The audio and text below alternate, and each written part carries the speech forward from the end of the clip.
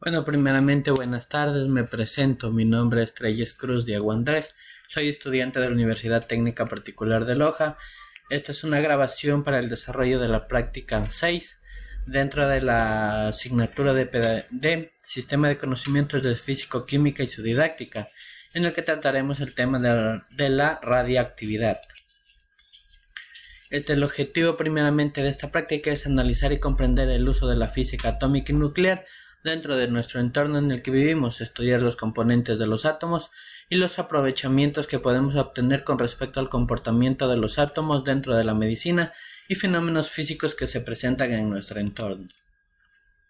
Vamos a empezar hablando sobre los rayos X y decimos que Wilhelm Röntgen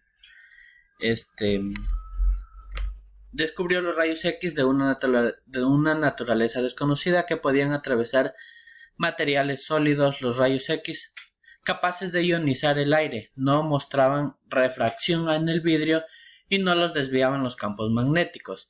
Los rayos X son una forma de radiación electromagnética similares a la luz visible. Sin embargo, a diferencia de la luz, los rayos X tienen una mayor energía y pueden pasar a través de la mayoría de los objetos, incluyendo el cuerpo.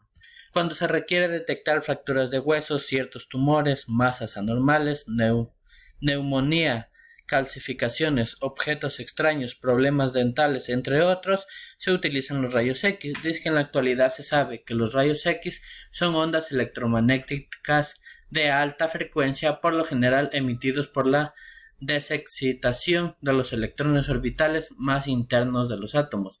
Entonces aquí tenemos que los rayos X forman parte de una gran importancia dentro del ser humano, como es dentro de la medicina y dentro de otras situaciones en las que se necesita ver a través o traspasar ciertas barreras, ¿no? Para poder visualizar más interiormente.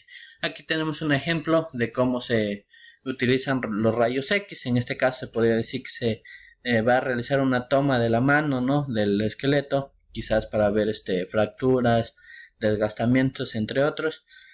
Y este es el sistema más o menos que se utiliza, ¿no? Un soporte de película de rayos un soporte de película oscuro, los rayos X que van en dirección perpendicular a la mano y así.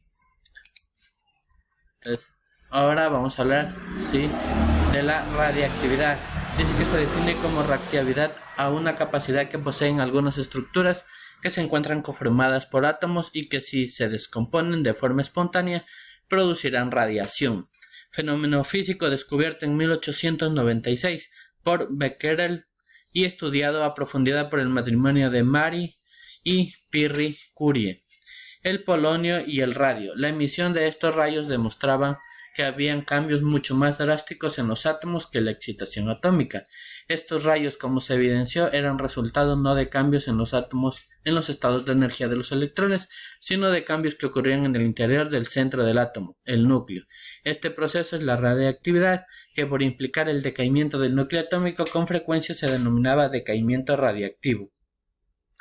Ahora tenemos que las sustancias radiactivas son aquellas que no presentan un balance correcto entre protones y neutrones, por lo que cuando el número de estos últimos, es decir, los neutrones, es excesivo o demasiado pequeño, se hace más difícil que puedan mantenerse unidos, por lo que emiten rayos que son el resultado de cambios que ocurren en el interior del centro del átomo, es decir, el núcleo. Aquí vemos la reactividad. Prácticamente un átomo de uranio 238 en el que se descomponen en rayos alfa, rayos gamma, en neutrones, protones y los rayos beta. Ahora vamos a pasar en cuanto a los rayos alfa, beta y gamma. Dice que todos los elementos que tienen un número atómico mayor de 82 a partir del plomo son radiactivos. Estos elementos y otros emiten tres tipos distintos de radiación llamados por las primeras tres letras del alfabeto griego: alfa, beta y gamma. Los rayos alfa tienen carga eléctrica positiva, los rayos beta tienen carga eléctrica negativa y los rayos gamma no tienen carga eléctrica. Los tres rayos pueden separarse si se colocan en un campo magnético a través de sus trayectorias. En un campo magnético, los rayos alfa se doblan en un sentido, los rayos beta se doblan en el otro sentido y los rayos gamma no se doblan en absoluto. El haz combinado proviene de una fuente radiactiva colocada en el fondo de un orificio taladrado en un bloque de plomo. Aquí vamos a ver más o menos la descomposición de los tres rayos que anteriormente mencionamos, los rayos alfa, partícula alfa, rayo gamma y partícula beta, ¿no? Las cargas que tienen cada uno. Y estas son más o menos las direcciones que toman. Y aquí también vemos un ejemplo de qué tan fuerte es la penetración que tiene cada rayo. Entonces decimos que los rayos alfa no logran pasar ni siquiera una hoja de papel. Los rayos beta ya pasan una hoja de papel, pero se detienen en cuanto al aluminio, en cuanto tocan al aluminio. Y los rayos gamma sí penetran, tienen una mayor profundidad hasta el plomo. Son los materiales que cubren las barreras. Ahora detenemos en cuanto a detectores de radiación. Dice que los movimientos térmicos ordinarios de los átomos que chocan entre sí en un gas o un líquido no son lo suficientemente energéticos como para desprender electrones y los átomos permanecen neutrales.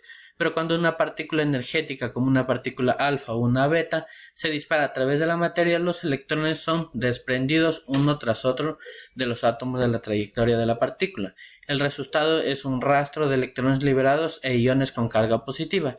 Este proceso de ionización es el que causa los efectos dañinos de la radiación de la alta energía en las células vivas. La ionización también se hace relativamente sencillo rastrear las trayectorias de las partículas de alta energía. En cuanto a los dispositivos utilizados para la detección de la radiación, tenemos el contador Geiger, cámara de niebla, cámara de burbujas y cámara de chispas, ¿no?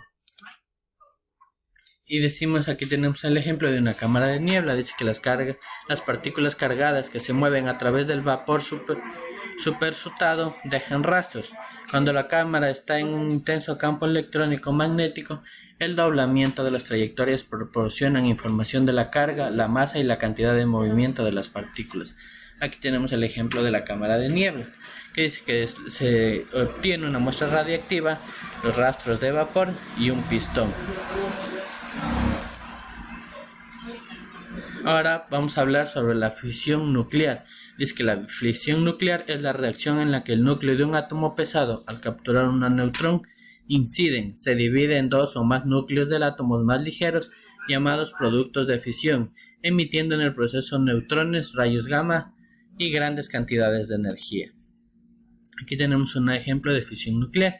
Dice que en esta reacción un neutrón comienza la fisión del núcleo de uranio y que la fisión produce 3 neutrones amarillos, ¿no? Aquí vemos el ejemplo que se descomponen y se forman los 3 neutrones amarillos. Y de igual manera vamos a ver la fisión nuclear. La fusión nuclear es una reacción nuclear en la que los dos núcleos de átomos ligeros, en general el hidrógeno y sus isótopos deuterio y tritio, se unen para formar otro núcleo más pesado, generalmente liberando partículas en el proceso. En las temperaturas altas del Sol, aproximadamente 657 millones de toneladas de hidrógeno se fusionan para generar 653 millones de toneladas de helio. Cada segundo, los 4 millones de toneladas de masa perdida se convierten en energía. Tales reacciones son de manera muy literal quemas nucleares, ¿no? Ese es básicamente un ejemplo de fusión nuclear que se genera dentro del Sol. Aquí vamos a ver una imagen en cuanto a la fusión. Dice que el isótopo deuterio y el isótopo tritio se unen y también se puede separar por helio, los neutrones y la energía restante, es decir, la masa perdida que anteriormente se mencionó. Aquí tenemos la bibliografía que hemos utilizado para el desarrollo de esta presentación, por si no se ve. Y sin nada más que decirle, agradecerle por la atención prestada. Muchas gracias.